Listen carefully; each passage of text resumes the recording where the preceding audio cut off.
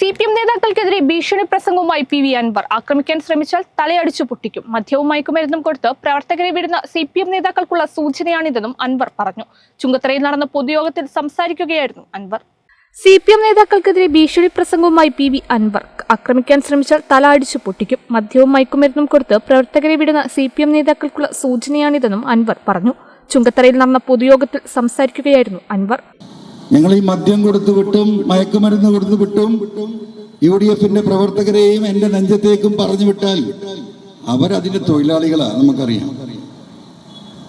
വീട്ടിൽ കയറി അടിച്ച് തല പൊട്ടിക്കും. തടിക്ക് ബോധമുണ്ടായിക്കൊള്ളണം. അതിനൊരു തർക്കമില്ല. നിങ്ങൾ ആക്രമിച്ച് ഒരുപാട് ആളുകളെ ആക്രമിച്ച് കീഴ്പ്പെടുത്തിയിട്ടുണ്ട്. ഇവിടെ ഞങ്ങൾ തലക്ക് അടിക്കുള്ളൂ. മനസ്സിലായോ?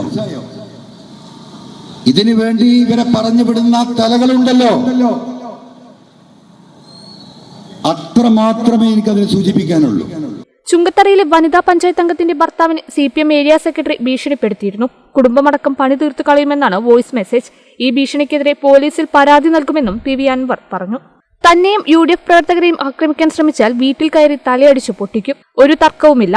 ഞങ്ങൾ തലയ്ക്ക് അടിക്കൂ. ഒളിച്ചുനിന്ന് രാഷ്ട്രീയ പ്രവർത്തനം നടത്താൻ പഠിച്ചിട്ടില്ല. മുന്നിൽ നിന്ന് തന്നെ പ്രവർത്തിക്കാനാണ് തീരുമാനമെന്നും അൻവർ പറഞ്ഞു. കേരള വിഷൻ, നിലമ്പൂർ.